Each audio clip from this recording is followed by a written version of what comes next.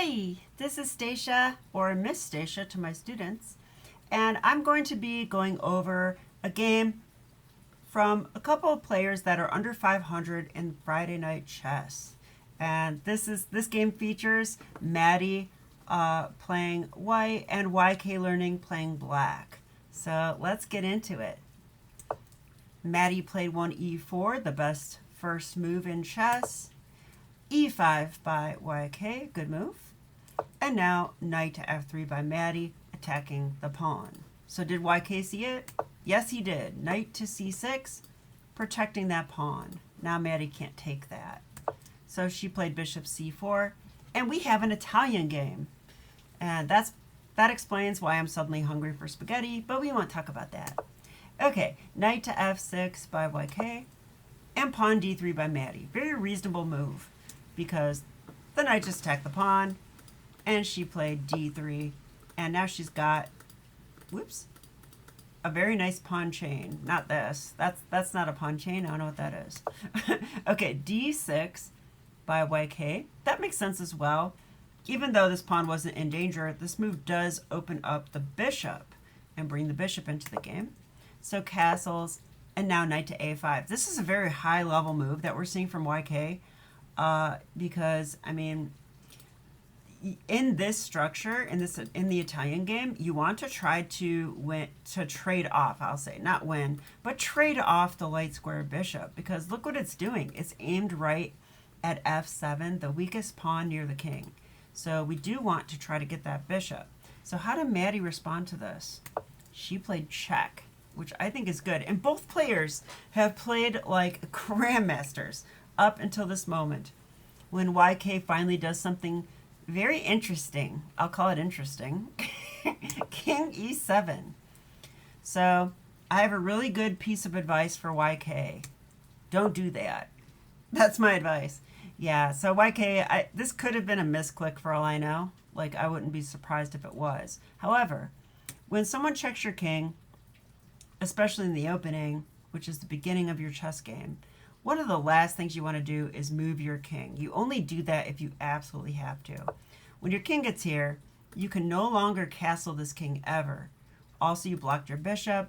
You blocked your queen again. So these pieces can't get through your king anymore. And your king becomes very vulnerable in the center of the board.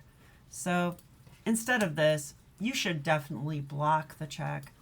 And you could do so in a number of good ways. So pause your video and see if you can find it. Hopefully you didn't say queen d7, because, you know, that loses a queen. That's no good. Queens are worth 9 points and bishops are worth 3, so we don't want to do that. But you could block with the bishop. I think that's totally reasonable. And then if she trades, you're fine. And guess what? You can castle this king now. Like, for example, you could castle this way, or if Maddie made, like, weird pawn moves for some reason, which I don't think she would, then you could castle this way as well. So, and that's the point, right? To get your king kind of like safe. And not only that, but this also brings the rook into the game. Like, the rook can come here, and then it'll be helping protect this pawn. And if that pawn's protected, you can push this pawn at some moment. So just giving you some ideas. But anyway, in the game, what actually happened was king e7. And now I think Maddie's much better in this position. But let's see the game. So she went d4. Now d4 I think is interesting because it does threaten to kind of like open up the center with the king in the center. But here's the thing. This pawn was doing something. What was he doing on d3? Oh yeah, he was protecting the d4 pawn. Yeah, that's right. So after this, I actually think black could just take this center pawn, and that would be maybe good, maybe not, but definitely got to be aware that you're giving up a center pawn. Center pawns are really good. It's your best pawns. So, okay, but d4, and then YK went pawn to c6, which does attack the bishop. So now Maddie needs to save her bishop. Did she do it? Kind of is the answer. But Maddie, pause your video. What's wrong with this move? Yeah, the knight could take it here. I'm sure you didn't see that during the game. Any other bishop move would work better. You could go here. You could go bishop d3. You could go bishop e2. But this one's bad because the knight would actually take. So, but he didn't see that. So YK didn't see that. Breaking my rule, always take free stuff. All right. But instead he does do a pin, which I kind of like. But I just think taking the bishop's better. But okay, there's a pin now. And Maddie takes on e5, which I really like. Now he takes the pawn on e4. And Maddie plays rook e1. So both players didn't see that the bishop could be captured, but okay, that's all right. Rook e1 does attack this knight now, though. So I kind of like that move. And I don't know if Maddie saw this or not, but if black took the bishop now, this is a fork, attacking the knight and the bishop. The only bad thing about it is now black could play this move, and if you take the knight, your queen gets lost. How's that for exciting? But if you take back this way, then the knight could try to do a fork, but it doesn't work because the bishop on c1 takes the knight, or the knight on b1. So anyway, I just want to show some fun stuff for you guys because there is some stuff here. But what really happened is Maddie played rook e1, and then YK played another move that I don't personally understand. So YK would have to explain this move to me, but I would say, you know, you probably should take a free bishop instead, or possibly save your knight, which is attacked. So like a good move to me would be to save the knight. Actually, it looks really hard to save. I think d5 is the way. That would use a pawn to protect the knight. Also, it does attack that again. And the other thing you could do is just simply take that, but okay. But rook e1 and g5. And g5 I don't really understand. So now Maddie starts getting in gear now. Rook takes e4. Very good move. Not only does that take a free knight, but it protects that bishop that was in danger. Now look. Now if you take, it's just a trade. And the other thing is that it attacks this bishop too. So that's a really good move. Not only that, but she's, not only that, but she's also threatening this with check on the king. And that could get really bad as well. So that's a really good move. So what did YK do? Let's see.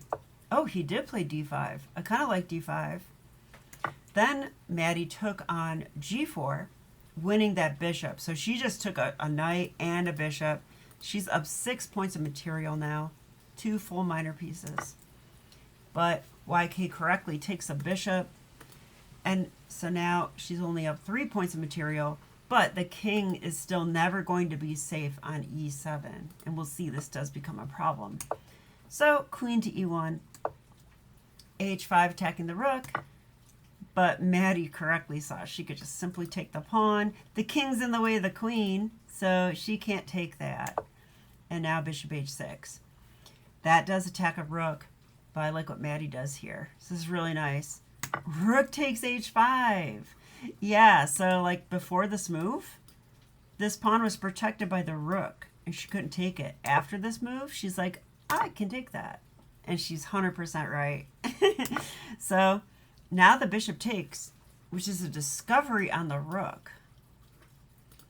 So that is kind of interesting. So Maddie takes the bishop, but YK goes b5. I think YK, should have taken the rook, because I thought that was why he did this move. Because you can move the bishop away. It's called a discovery.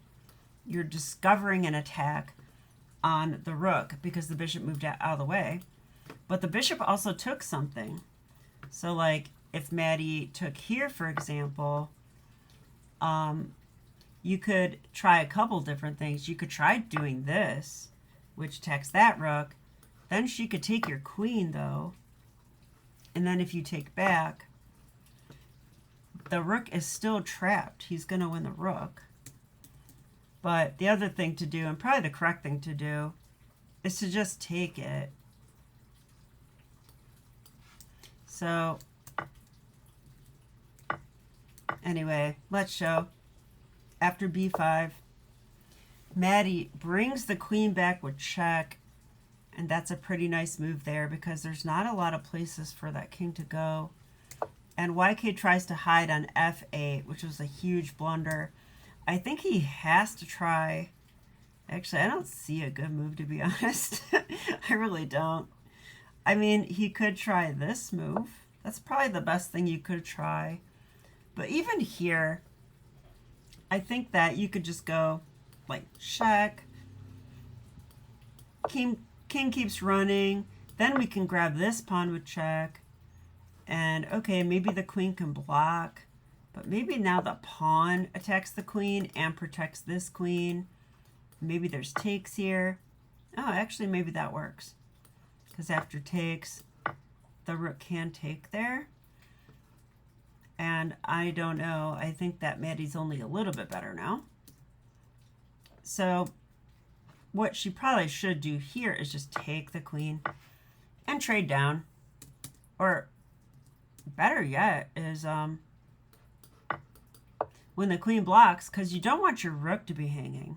So take, and then take the rook. That way, once it's traded, you can't lose that piece. So let's see how it ended, though. After, oops, that's not right. In the actual game, king f8, and now Maddie has a win, and guess what? She found it. She found it. Rook takes h8, and that is checkmate. Look at that. The queen even takes away g7, and the black king can't eat his own pawn on f7. So that is checkmate. A very good game by both players, but I definitely think Maddie played a little bit better this game and deserves the win. So thanks so much for watching, if you did, and I'll see you next time. Okay, bye.